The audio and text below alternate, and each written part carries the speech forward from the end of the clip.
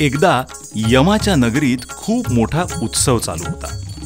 त्या उत्सवात अनेक अप्सरा नृत्यांगना नृत्य करत होत्या. त्या उत्सवात तिलोत्तमा नृत्य करत असताना तिच्या सौंदर्यावर यम मोहित झाला आणि त्यामुळे अनलासूर नावाचा एक भयंकर अक्राळ विक्राळ राक्षस निर्माण झाला. अनलासूर जिथे जाई तिथे अग्नी निर्माण होऊन सर्व भस्म होईल.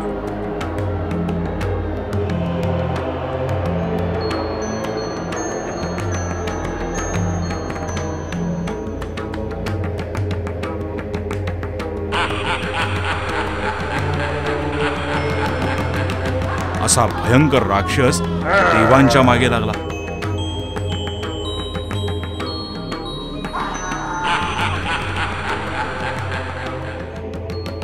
त्यामुळे घाबरलेल्या देवांनी श्री गणेशाची आराधना सुरू केली.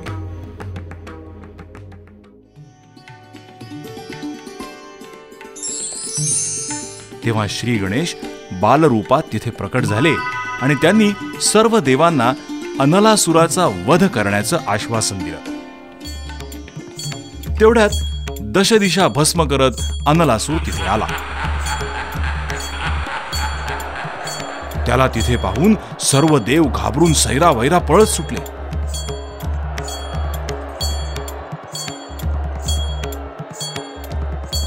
पण बालरूपातले श्री गणेश तिथेच उभे राहिले. ते पाहून अनलासूर त्यांना गिळायला पुढे आला. पण बाल गजाननानंच त्यांना गिळून टाकलं. साक्षात अग्निरूप अनलासुरालाच गिळल्यानं श्री गणेशाच्या सर्वांगाचा दाह होऊ लागला.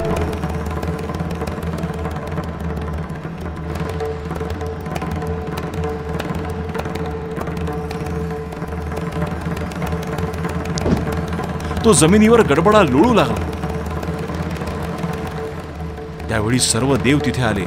गणेशाच्या सर्वांगाचा दाह होत असलेला पाहून ते विविध उपाय करू लागले.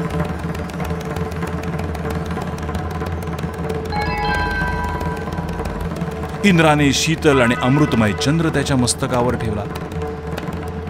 ब्रह्मदेवानं सिद्धी आणि बुद्धी या मानस कन्या त्याला अर्पण केल्या. विष्णूंनी आपल्या हातातलं थंडगार कमळ दिलं. वरुणाने थंडगार जलाचा अभिषेक केला. शंकरानं आपला शेष गणेशाच्या पोटाभोवती बांधला. सारे उपाय झाले पण तरीही दाह शांत होईना.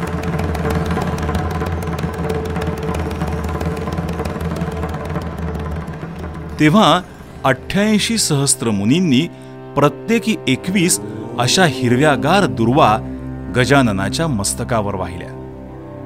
तेव्हा गजाननाच्या अंगाचा दाह कमी झाला.